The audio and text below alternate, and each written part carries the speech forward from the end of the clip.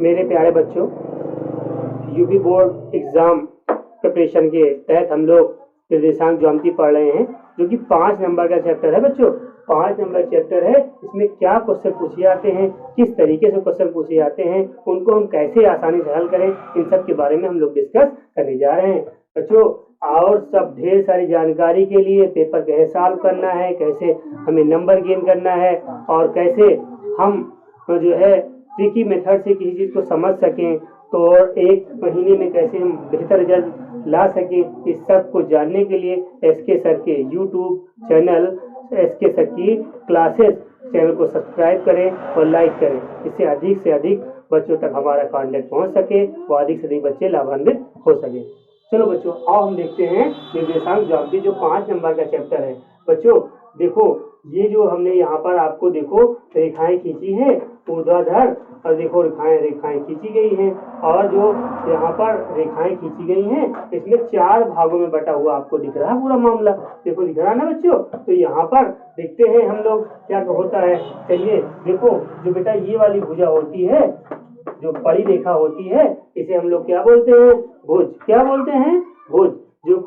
जो कि हम इसे x और x डैश से नोट करते हैं। और जो खड़ी रेखा होती है इसे हम लोग बोलते हैं कोटि। क्या बोलते हैं बच्चों, कोटि बोलते हैं। ये y डैश से हम लोग इसको नोट करते हैं बच्चों। जहां पर दोनों रेखाएं आपस में काटती हैं उसे हम लोग मूल बिंदु बोलते हैं। क्या बोलते हैं बच्चों, मूल बिंदु। और मूल बिंदु के निर्देशांक कई बार बोर्ड एग्जाम में डायरेक्ट पूछे गए हैं। ये भी पूछा गया है कि मूल बिंदु के निर्देशांक याद कीजिए। तो मूल बिंदु के निर्देशांक क्या होते हैं, 0 0 होते हैं बच्चों। क्या होते हैं, मूल बिंदु के निर्देशांक 0 0 होते हैं। चलो देखो बच्चों, यहाँ पर हम जब हम राइट हैंड साइड पे चलेंगे किसी मान की ओर, तो हमारा मान प्लस में होगा। किसमें होगा बच्चों, प्लस में। लेफ्ट हैंड साइड की ओर हम जब जाएंगे तब हमारा मान माइनस में होगा बच्चों। देखो, जिसे हमें यहाँ पर कोई मान दिया गया है, जैसे हमें यहाँ पर 3 दे दिया गया है और 4 दे दिया गया है, तो हम 3 किधर चलेंगे, यस एक्स पे, किधर यस एक्स पे 3 चलेंगे बेटा। और जो वाई अक्ष है, वाई का ऊपरी सिरा प्लस की ओर और नीचे वाला सिरा माइनस की ओर चलता है। ठीक बच्चों, जिस प्रकार यहाँ पर राइट हैंड साइड प्लस की ओर और लेफ्ट हैंड साइड माइनस की ओर चलता है, उसी प्रकार ऊपर कोटि का ऊपरी सिरा जो है प्लस की ओर और नीचे वाला सिरा माइनस की ओर चलता है। ठीक बच्चों, अब जैसे यहाँ पर हमने 4 भागों में बांटा है, प्रथम चतुर्थांश, द्वितीय चतुर्थांश, तृतीय चतुर्थांश और चतुर्थ चतुर्थांश, इस 4 भागों में बांटा गया है।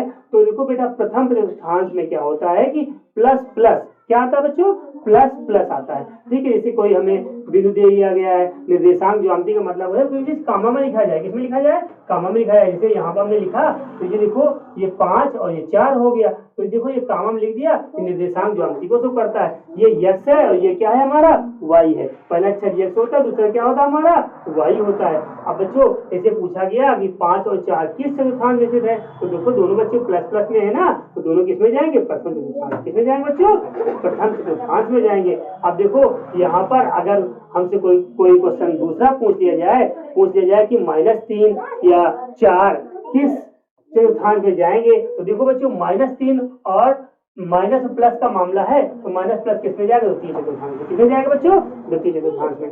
तृतीय चतुर्थांश में क्या होता है, माइनस माइनस। अगर हमसे कह दिया जाए -2 -4 कोई भी दे दिया जाए, कह दिया जाए कि भैया किस चतुर्थांश में जाएगा, तो देखो -2 -4 माइनस माइनस है, तो किसमें जाएगा, तृतीय चतुर्थांश में जाएगा बच्चों।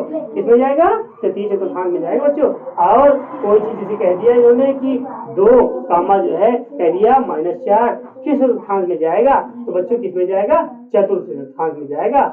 ठीक है बच्चों, इस प्रकार हम इसके बेसिक को समझते हैं। ठीक है बच्चों, बेसिक हमें समझने के बाद जो पहला क्वेश्चन क्रिएट होता है इस पार्ट से, वो क्वेश्चन यही होता है कि मूल बिंदु के निर्देशांक ज्ञात कीजिए बच्चों। क्या ज्ञात कीजिए, मूल बिंदु के निर्देशांक ज्ञात कीजिए। तो मूल बिंदु के निर्देशांक क्या होते हैं, 0 0 होते हैं बच्चों। क्या होते हैं, 0 0 होते हैं। अब देखो यहाँ पर एक सवाल आया है, 2020 और 2022 में पूछा गया है बिंदु -3 और कामा है दिया गया यहाँ पर 4 की x अक्ष से दूरी पूछी गई है। क्या पूछी गई है, x अक्ष से दूरी पूछी गई है। तो बेटा ये x है, ये क्या है आपका y है। x अक्ष से दूरी कितनी है, 4 है। इसकी कितनी है, 4 है। बस हमें इतना ही लिखना था, x अक्ष से दूरी कितनी है, 4 है। अगर सपोज क्वेश्चन में हमसे पूछता y अक्ष से दूरी ज्ञात कीजिए, तो हमारी कितनी हो जाती बच्चों, -3 हो जाती। देखो बच्चों, इसी प्रकार से हम जो है सवाल को हल करते हैं बहुत इजी तरीके से। दूसरा नियम है, जिसका पहला नियम जिस पर सूत्र पर सवाल पूछे जाते हैं, वो पहला सूत्र है दो बिंदुओं के बीच की दूरी का। इस पर सवाल आते ही आते हैं, बिल्कुल फिक्स सवाल होते हैं, हर साल आने वाले को सवाल होते हैं ये दो बिंदुओं के बीच की दूरी का। तो देखो कैसे इसका जो है सूत्र है, हमारे पास रूट है x1 माइनस x2 का स्क्वायर है प्लस y1 माइनस y2 का स्क्वायर है बच्चों, ठीक है, होल स्क्वायर है। x1 माइनस x2 का whole square plus y1 minus y2 का होल स्क्वायर, ये हमारा दो बिंदुओं के बीच की दूरी का सूत्र है बच्चों। तो बिंदुओं दिया गया यहाँ पर 5 और क्या दिया गया है, 0 दिया गया है, और दूसरा बिंदु दिया गया है -12 और 0 के बीच की दूरी ज्ञात कीजिए। 19, 21 और 22 में सवाल आया बच्चों। देखो सवाल यही आया ना, सवाल यही आया है, क्या आया है, दो बिंदुओं के बीच की दूरी पूछी गई हमसे ना, क्या पूछी गई है, दो बिंदुओं के बीच की दूरी पूछी गई है। तो दूरी ज्ञात करने के लिए फार्मूला हमारे पास है, हमारे पास फार्मूला क्या है आपका, देखिए x1 माइनस x2 का होल स्क्वायर, x2 का whole square plus y1 minus y2 का होल स्क्वायर। बच्चों ये पहली संख्या होती है x1 होती है बच्चों, और ये y1 होता है, ये क्या हो गया x2 होता है, ये क्या होता है y2 होता है, हो गया ना बच्चों। तो x1 देखो मान कितना है बच्चों, हमारे पास कितना है 5, कितना है 5, माइनस x2 का मान कितना है बच्चों, देखो यहाँ पर -12 है बच्चों, तो -5 यहाँ क्या हो जाएगा, प्लस हो जाएगा, 12 हुआ है स्क्वायर, और प्लस y1 का मान देखो बच्चों कितना है 0, और माइनस y2 का मान देखो कितना बच्चों 0, तो ये हो गया इसका होल स्क्वायर कर दिया हमने।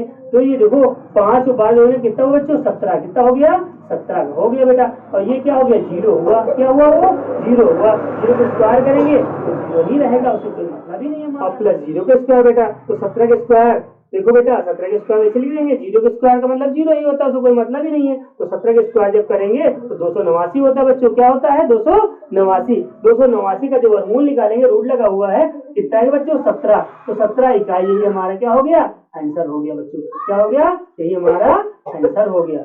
देखा ना बच्चों, सिर्फ हमें क्या करना है, मान रखना है बच्चों, और हमें कुछ करना नहीं है। देखो फिर से एक बार देखते हैं सवाल, बिंदु दिया गया है 5, 0 और -12 और 0 के बीच की दूरी पूछा है बच्चों। 2019, 21 और 22 में सवाल आया हुआ है, तो क्या करेंगे बच्चों, हमारे दो बिंदुओं के बीच की दूरी का सूत्र लगा देंगे, x1 माइनस x2 का whole square plus y1 minus y2 का होल स्क्वायर। अब देखो बच्चों यहाँ पर क्या हो गया, x1 का मान देखो बच्चों, हमने इसको x1 y1 x2 y2 मान लेंगे हम। x1 का मान कितना है बच्चों 5 है, और यहाँ देखो x2 का मान कितना है -12 है, तो माइनस क्या हो जाएगा प्लस 12 हो गया, ये हो गया होल स्क्वायर, और प्लस y1 माइनस y2 है, तो y1 का मान कितना है तुम्हारा 0 है, और y2 का मान भी क्या है 0 है, तो ये 0 में 0 क्या 0 बचा, उसमें कोई मतलब ही नहीं बचा। ये 17 के स्क्वायर हुआ 17 के स्क्वायर कर देंगे बच्चों। तो 17 के स्क्वायर जब हम करेंगे इसका, तो कितना होगा 289 होगा, 289 होगा, 289 का मूल कितना होगा 17 इकाई होगा, बस हो गया हमारा आंसर।